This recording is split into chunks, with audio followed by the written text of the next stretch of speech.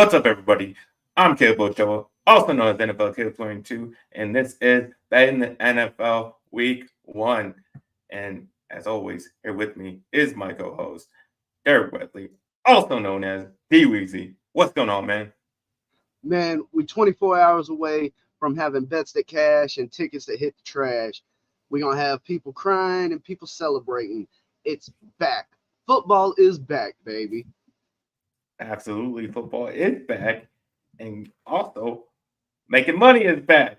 It's betting season, everybody, in a week, like you just said. Uh, it's week 1, and we're all ready to make our bets. Cash them in, and you know do our thing. But that is the goal of the show: make you guys money. Whether you go with my bets, whether you go with DWeezy's bets, it doesn't matter. As long as you're making money, that is the goal of the show. But bet responsibly. You know, to only bet what you can afford to lose, and don't hold us responsible if you take our bets and lose money. Okay, we're not responsible for your losses. All right. Exactly. Like the brochures say, when it's no longer fun, that's when it's time to stop. So, you know, make sure you're doing things responsibly, taking care of yourself first. And when it comes to the sports betting, we're here to have fun.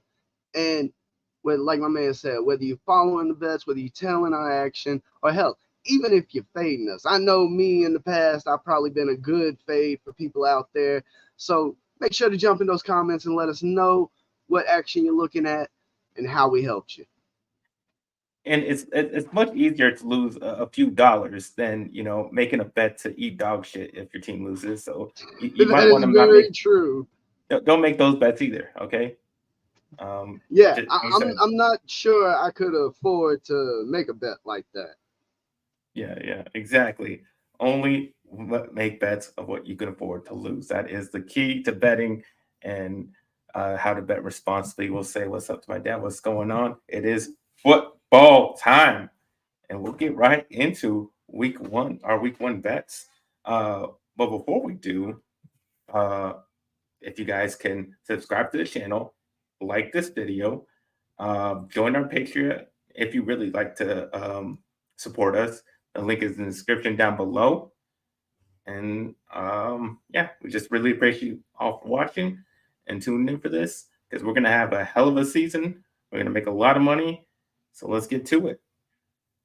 Well, last year, going back to last year, we saw just going over unders. We don't always make over unders bets, but a lot of the unders hit last year, especially at the beginning of the season.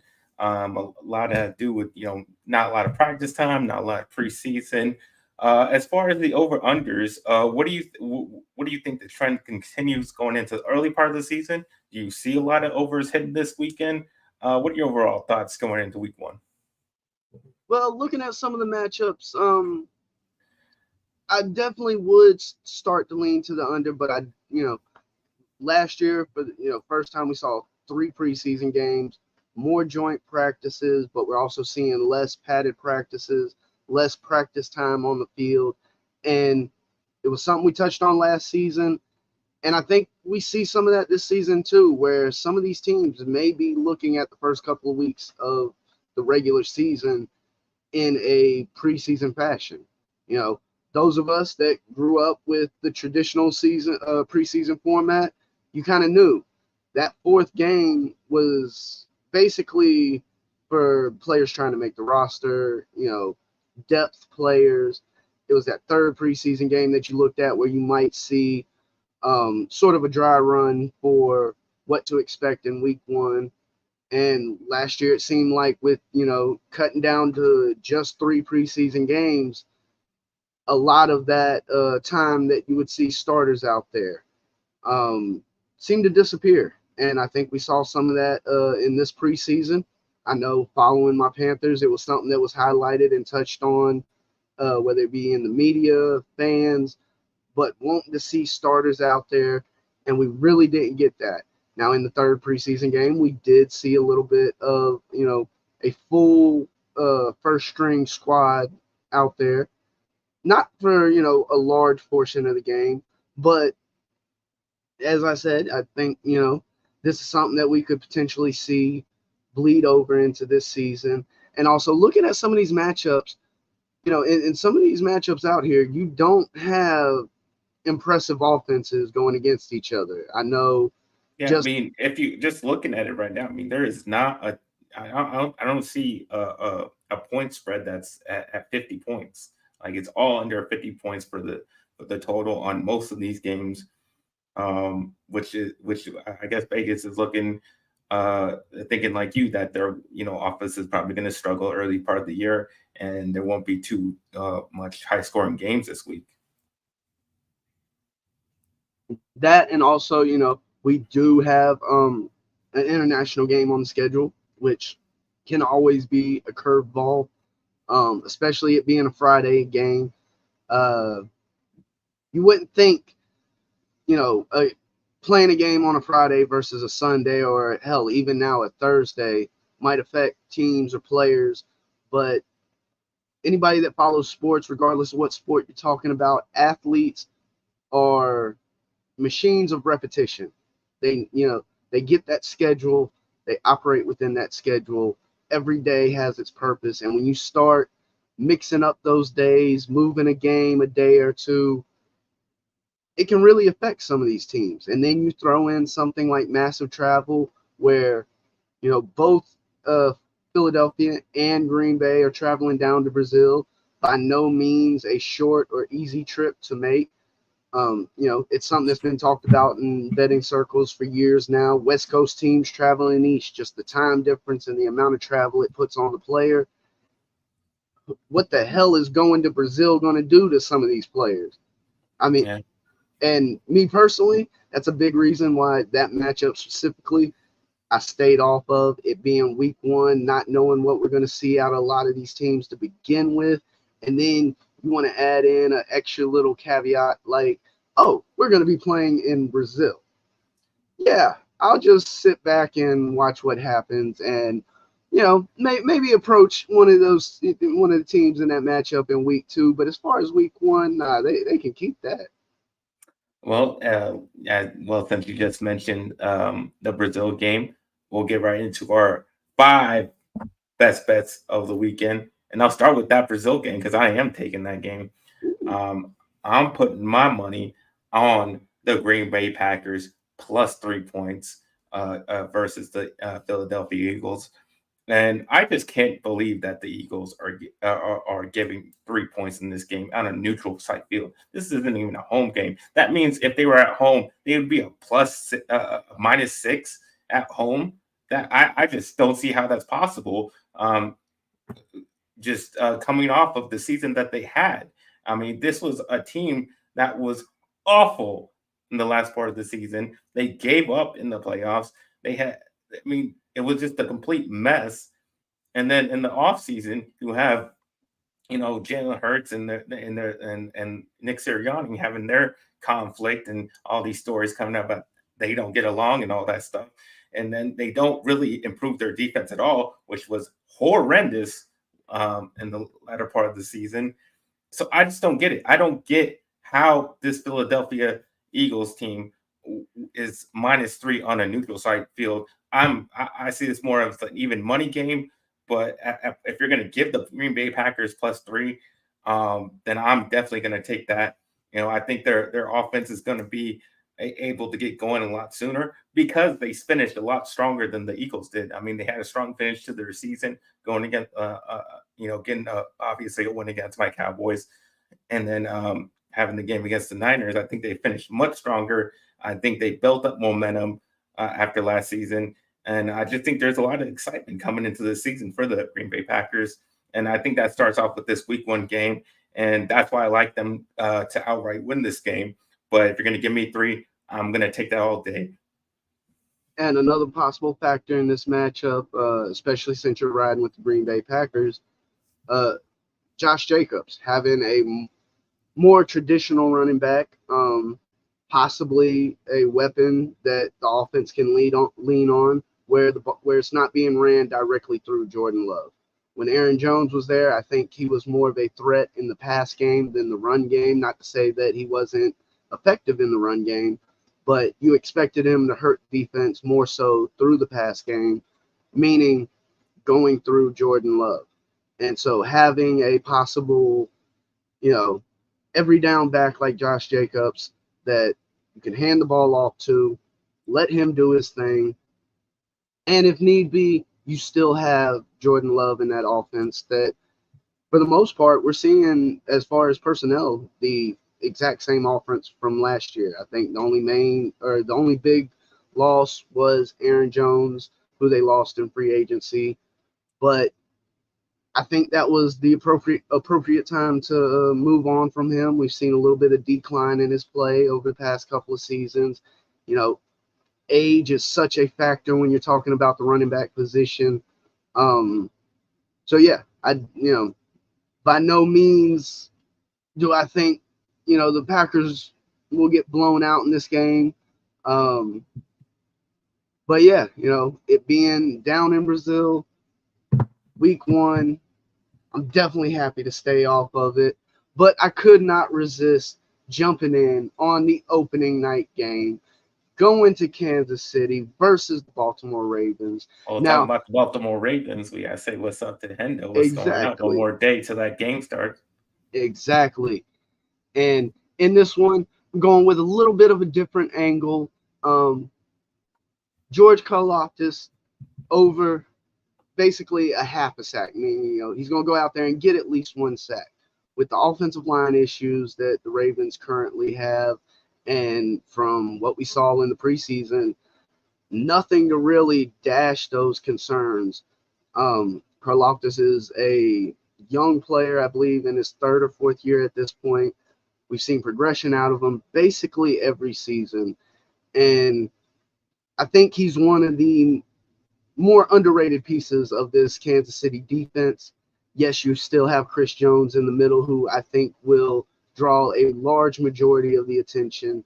And looking at the odds, getting slightly a plus number at plus 104. This is somebody that I followed a little bit just simply because of, fantasy football. And though, fantasy football can be a great tool, or, a little bit of a guide, especially with player props, because you don't have to be out there following every player. But if you're just paying attention to the players on your teams, you're going to have more insight into what they're doing on a weekly basis.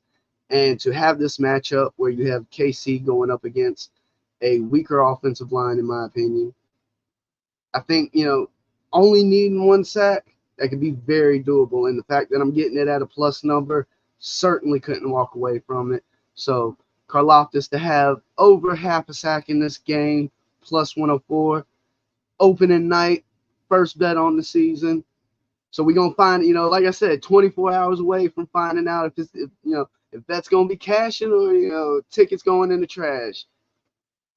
All right, starting off with a prop bet. Like that. Especially one that seems pretty probable of happening. So yeah, definitely like that bet a lot. All right, I'll get to my second bet then. And I'm gonna take to Ferris's delight, I'm going to take them New York Giants +2. And not only am I going to take them +2, I'm going to take them plus 105 on the money line as well to win outright. Because obviously, this is a terrible QB matchup. I mean, these are bad quarterbacks going against each other. It's just a matter of who's going to be worse in this game. And I think that guy is going to be Sam Darnold. I think he will be worse because the Giants front 7 is the best part of their team. They have a very scary and dangerous front 7 that I think will be able to have Sam Darnold seeing ghosts once again in this game. They'll be able to get after him all game long. Daniel Jones just makes a couple plays, even if it's with his legs. I think that would be enough to win in a low scoring matchup in this game, and that's why I like them. They're at home. They're a home dog, getting +2. Definitely like that. And I just think Sam Darnold. I've learned not to put my money on Sam Darnold, and that's what I'm going to stick with. And I'm going to pick. It's mostly a pick against the Vikings more than it is for the Giants, but That's where I'm putting my money at. And to go along with that, Minnesota 0-4-2 against the spread in the next 6 games, finished horribly to the season. Also, they're 0-4-1 in the last 5 games in playing in September, so they're not a good team that starts off. And Giants 6-1 in the last 7 games against the spread, and 5-0-1 last 6 games at home. So they're a good home team, and they finished strong last season. So I like them going to week 1 at home, getting the win. Yes, I think a lot of people out there, especially Vikings fans, once they saw that the team moved on from Kirk Cousins, started to believe that, this was a team you couldn't fade them based off the quarterback position. Unfortunately, we saw J.J. McCartney go down with season-ending knee injury in the very first preseason game. And like you said, now they got good old see and go Sam Darnold out there, and I think the QB fade for Minnesota is back on and strong. And I'm riding with that same exact play because I'm on the Giants spread -1.5. I thought this was Right. going to be a bit of a little sleeper pick for me, but clearly not the case. You know, So they were tends to minus on what you were looking at.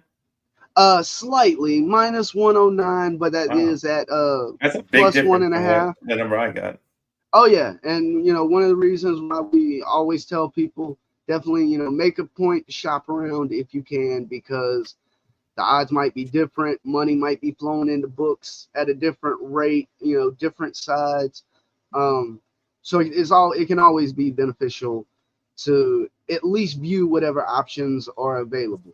The best example I ever really heard put when it comes to shopping for odds: if somebody's trying to sell you a pen, do you want to buy that pen at $10 or $12? If somebody's gonna sell it to you for $10, you're gonna take the better price. So there's no reason when it comes to sports betting to not take the better price if you can find it, especially if you're talking about the exact same product. Now, granted, yes, there is a slight difference in half a point, but more than happy to ride with the Giants +1.5. We're talking about a Vikings team who, yes, they brought in Aaron Jones. In my opinion, I won't say he's finished, but he's definitely been falling off the past couple of years. Got T.J. Hockenson starting the season on the PUP list. Um, you got Sam Darnold at quarterback, which is a scary thought by itself. And that makes you wonder how effective will Justin Jefferson and Jordan Addison be, given, everything that we've already mentioned. So yes, in this game, more than happy, take the spread. May even look at the money line for this game, but I would not be shocked if we saw, potentially Giants lose this game on a late field goal that maybe falls right under the spread. You've got that push potential having the +2. Um, so yeah, I'm right there with you on this game. Riding the Giants spread because I just don't see Minnesota being a good team this year. Yeah, I'm right there with you. All right, then I'll get to my third bet of the weekend, and I'd be taking. What do you know? I'll be taking my Dallas Cowboys +2.5. Say Um, it ain't so. yeah, against the at Cleveland, against some Browns. I even take the +115 on the money line because I think we'll win it outright. I do not like Sean Watson chances in this game against our defense. The way we can turn over the ball, the way we can get after the quarterback with Michael Parsons, the way Trey Dace makes interceptions. He's just not going to have a fun time out there. I think he's going to be more challenged than our offense will be against their defense. That's the only thing that worries me about the Browns, is that they do have good defense. But I think our line can take care of Myles Garrett. Even though, yeah, a lot of people are concerned about the rookies, I think they look really good. I think they're ready to step right in and play. Be be really good against this Browns pass rush. I think they'll be able to protect them. Maybe they have a little slight here and there problems, but I just think we'll be good. I mean, it's going to be tough. It'd be tough to move the ball, but I think just 1 or 2 plays to CD, maybe even a play that's not even an offensive play, like a special teams or defensive score. Um, I think that'll be enough to win it. It's going to be low score. I'm not expecting the Cowboys to go out there and blow them out or anything. But I just think we'll have enough scoring than they will, because the Cowboys were like the top scoring defense in the league last year. So I just don't see how without Nick Chubb in there, I don't see how the Browns really scoring us at all with Deshaun Watson playing quarterback. Yeah, I'm not on this game specifically, but you more than had me sold with I'm fading Deshaun Watson. I mean, never mind all the off the field issues. This is somebody that we haven't seen perform at a top level for a couple seasons now.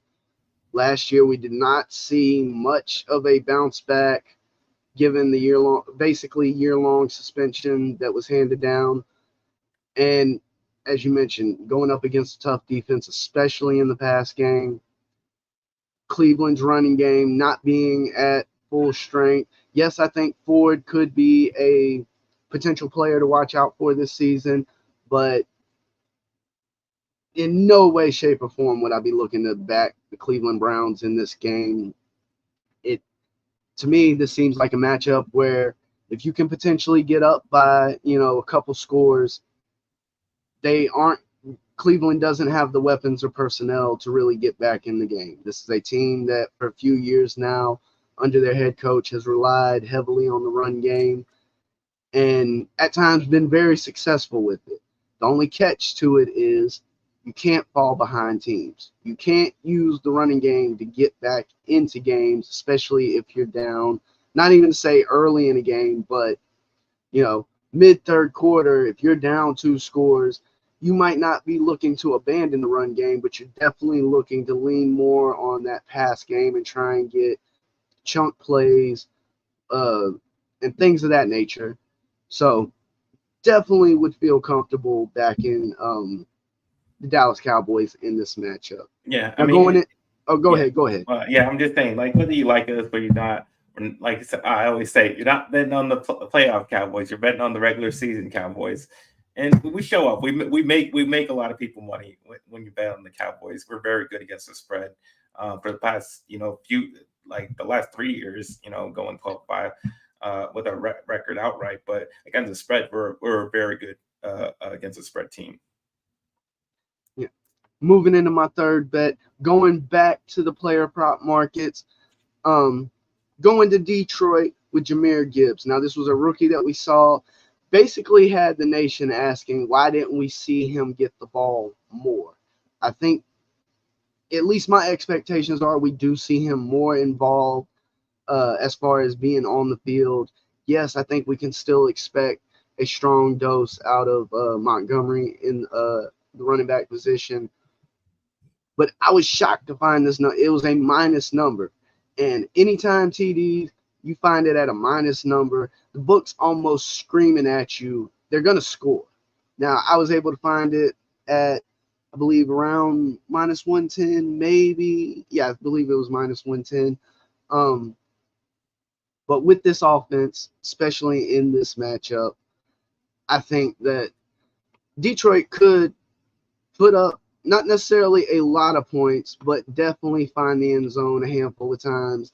And that being said, I would expect Gibbs to be one of those people to rack up a touchdown in this game.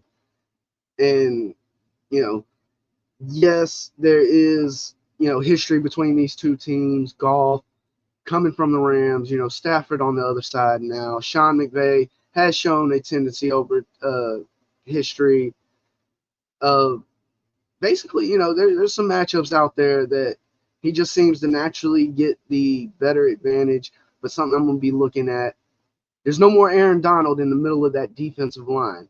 And whether it was the run game or the pass game, the man was a monster all the way around. And he's no longer there. So how will that affect the run game? It may not mean that we see one or both of these running backs go out there and start tallying off, 150 yards or something like that.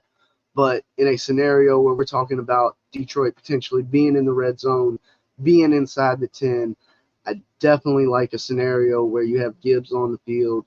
And with the anytime touchdown, it can be a pass, it can be a run. As long as the man gets into the end zone and gets 6, we cash in his ticket. Yeah, look for that one to be one of the few overs we get this week. Since, like you said, there'll probably be a lot of unders. Probably, this is one of the matchups that might get up there in the scoreboard.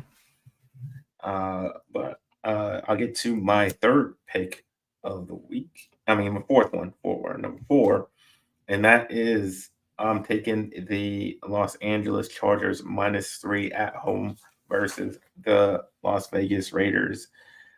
Just because I have zero confidence in Gardner Minshew and that terrible looking offense that the Raiders are going to roll out there in week 1.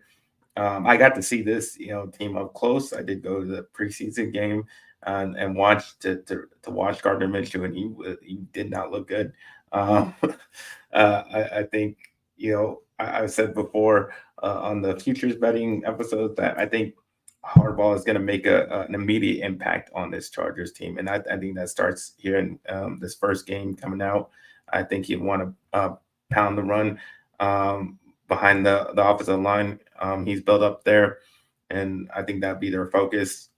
And then that'd help Justin Herbert, use the play action and really take advantage of this Raiders defense. And I think that limits Max Crosby's effectiveness in the pass rush if they can just pound the run like that, and then bait him on a play action. So I think he'll be able to limit Max Crosby by doing that. And I coming into this game, I just don't think Harbaugh will come out there and lose his debut in a home game in LA. I think he comes out with a win, and -3 is not too much to cover against this Raiders team. Well, I'm on the other side in this one, and not because I feel so confident in the Raiders.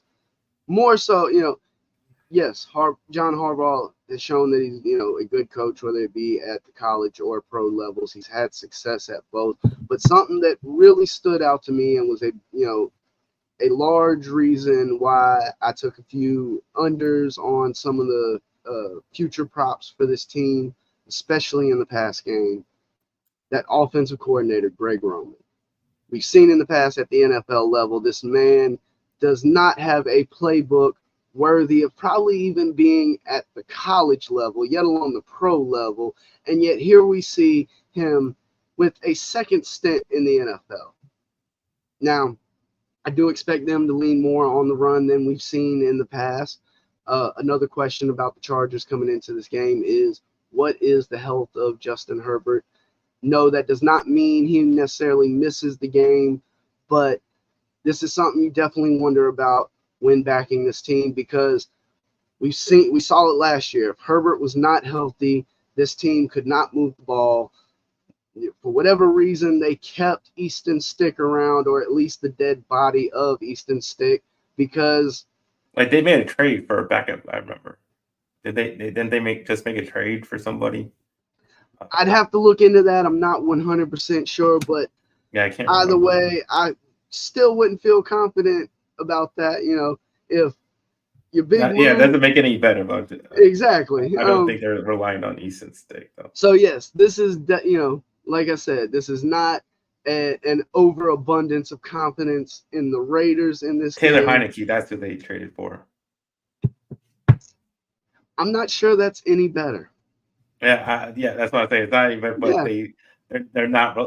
My point is, they're not relying on Easton Stick. But yes, so with a spread like +3, could they potentially lose this game by a field goal? Yes. The fact that we could see the Chargers rely more heavily on the run game than we've seen before. You're talking about a scenario where it's a lot more likely to see a closer score, maybe a lower scoring game, and having that +3, zero confidence in, basically the person calling plays, questions around the health of the quarterback. Happy to take the points with the Raiders and see what happens. All right. I'm glad we have some disagreements going on week 1. Exactly. We ain't got a red alert in week 1. We're off to a good start already before a single bet is decided. All right. For my final and fifth pick of this weekend, I have the San Francisco 49ers minus 3.5 at home versus Aaron Rodgers in the New York Jets. I've said it since last year. I'm just not a believer in Aaron Rodgers going to the Jets. I've never thought it was going to work.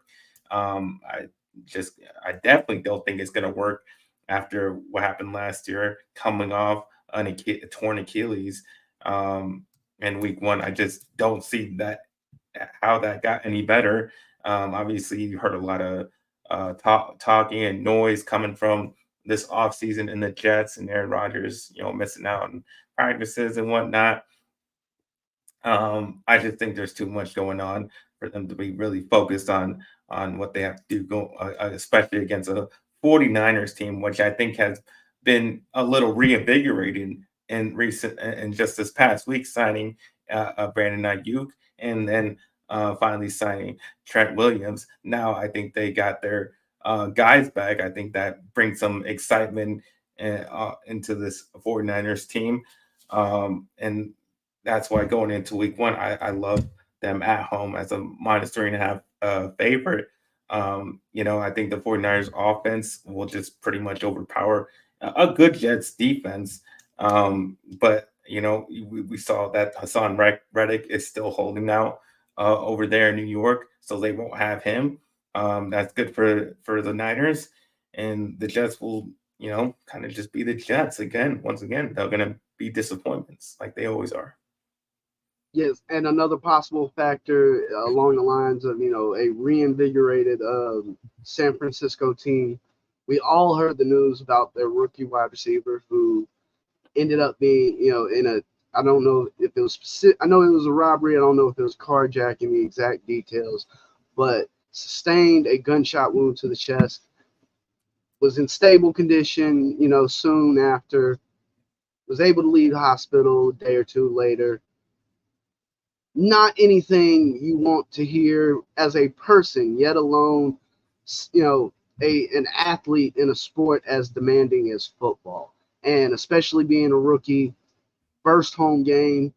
I think all of us, to some degree, expected him to see some playing time. Not a starter given the depth at wide receiver that's there, but most definitely expected to see him on the field at some point. And unfortunately, that won't be the case now. And that, most, in my opinion, can definitely be a driving force that brings a team together, helps push out that noise, and allows them to go out there and do what good football teams do. Yeah, man, it says 49ers in a blowout. I mean, I kind of agree. I just think the 49ers are just going to come out there, just ready to just, beat down this team, and I just don't think the Jets are And ready. there's always the possibility that, if it gets too rough out there, Aaron Rodgers might run back to his cave. So, Achilles or not, we might only get 4 snaps out of Rodgers again. Yeah, maybe. All right. Moving into my final bet for this week, keeping things at home with the Carolina Panthers +4. It being a divisional game, a rivalry game like this, being able to get that +4, covering the potential of a field goal, it's something we've stated in the past. You throw records out the book in rivalry games, especially divisional rivalry games, and being able to cover that potential field goal in a loss. Never mind the fact that we're talking about a Saints team still led by Dennis Allen. Um, Alvin Kamara has been, another aging running back that we've seen fall, who's just, it's that running back cliff. Once you get over it, it's a straight decline. And we hadn't seen Alvin Kamara return to the form that many of us saw, 2-3 seasons ago. Potentially some of that could be due to the coaching in place. I think many of us expected to see Dennis Allen fired during the offseason. That did not happen. And, a young team in the Panthers on the other side. Last year, something we talked about with Houston Texans. They were a team with no expectations. They could go out there and play free. If they screwed up, it didn't matter because everybody expected them to screw up. Well, unfortunately, that was not the same scenario for the Panthers last year. In some cases, there was potential playoff hopes. There was, by no means was a 2-win season expected to be on the horizon. And so I think some of those pressures will be removed from this team. We have, a bulked up offensive line, clearly one of the issues from last season. Wide receivers getting separation and having viable wide receivers out on the field was an issue. We've seen that addressed some, bringing in Deontay Johnson, who, his issue has been more so with potential drops, not with getting in space, not with he's able to get in space, able to get open.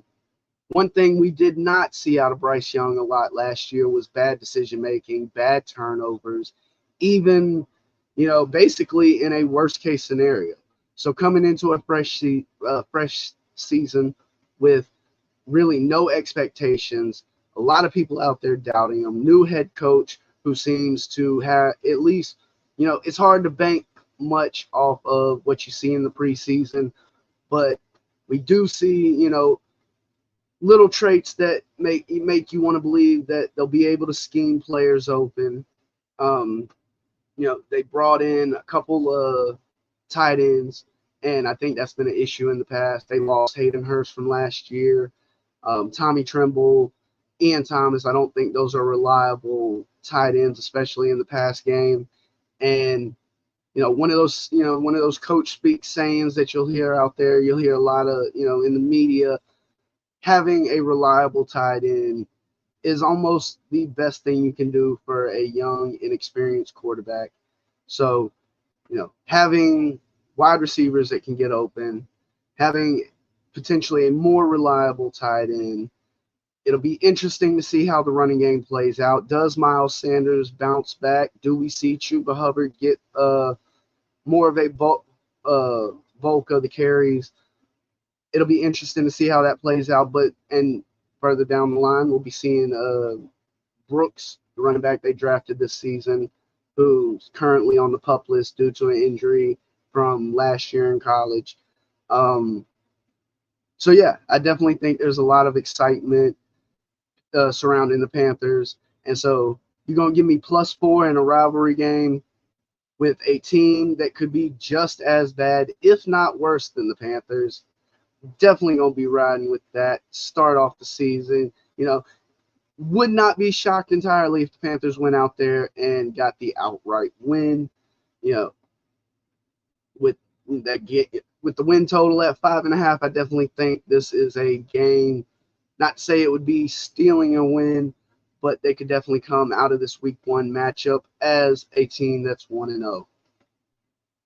Yeah, this game, it's too many question marks. It's more of a have to wait and see before I can put my money on it. I don't know. Maybe go, like you said, it all goes the right way. Bryce Young looks like what you drafted him to be, but I have to see it first. After last season, if I'm going what it looked like, it's not. I definitely have some hesitation of saying, yeah, this is going to be one of my bets of the week. But if I see it and that's the way it's going, then yeah, I'll be betting them. But had to stay away from it in week 1 though. But that is our 5 best bets of the weekend. But I'll give you a little bonus. Just some matchups almost made the list, just didn't quite. Just because of the week 1, I'll throw them in for you. I almost took Washington +3.5 on the Buccaneers. That one was really close to making it because I really do believe in this Washington Commanders team with Dan Quinn and Jane Daniels. I think they're going to start off pretty hot going into it. So yeah, I did like that team. That was a close one, and I almost went Titans +4.5 against the Chicago Bears just because I am not a believer in Caleb Williams. I'm against him, and I wanted to bet against him. But I'm not too confident. He might just prove me extremely wrong. That's and very that possible. could be a scenario there in Chicago where there might be too many offensive weapons around the quarterback position to potentially try and fade them just solely off Caleb Williams. Not to say he's going to go out and win Rookie of the Year, or not even to say that he'll be something like what we saw out of C.J. Stroud last year, but it does seem like the Bears put him in a situation where failure is definitely the less likely outcome. Now, I will say there's nothing wrong in betting against Baker Mayfield. This is something my man learned firsthand last year. And, a lot's been said, especially, the loss of Dave Canales and what he potentially meant to that offense and Baker Mayfield specifically. So you ain't got to twist my arm too hard to make me bet against Tampa Bay Bucks and Baker Mayfield. All right. You have any extra bets you want to throw out there? Not that I've officially bet or anything like that. Nothing I was that looking almost made the list. Yeah, I was gonna say I was looking at that San Francisco matchup. It just something about it, left a little bit of a bad taste in my mouth, so I decided to stay off of it. But I definitely closer to maybe a Sunday, I might dig into some of the player props out there. Just, if nothing more, keeping my eye on some of the numbers and trying to potentially get some early insight to what the odds might look like for some of these markets in week 2. There's definitely opportunities early in the season because even the books don't know what these teams are going to do and how they play. I think that's a big reason why we see a lot of these small spreads outside of the New England game. You're not going to find a spread over a touchdown. I only seen 2 games that was even 6 points. One was 6, the other was 6.5. Not sure. Well, I would hope that the Cincinnati Bengals could go out and beat the Patriots by 9 or more, but that's they're going to have Chase that could bring it down. They're probably still going to win, but it might bring, they might not cover because of that. Yeah, if this number was more, 6.5, 6 in that range, I definitely feel more comfortable about backing the Bengals. But, it's something we've talked about before. Yes, you wouldn't have to win by double digits to cover the spread, but a 9-10 point victory is still a large victory in the NFL and not always the easiest thing to come by. So, yes, the conventional logic might say the Bengals are going to blow them out in this game. But it being week 1, still questions surrounding a lot of these teams. It was one that, like I said, I was looking at, but just didn't feel too comfortable putting my money on. All right. Well, that is our bets of the week, and that is our show. You can tell everybody where they can find you, DWeezy.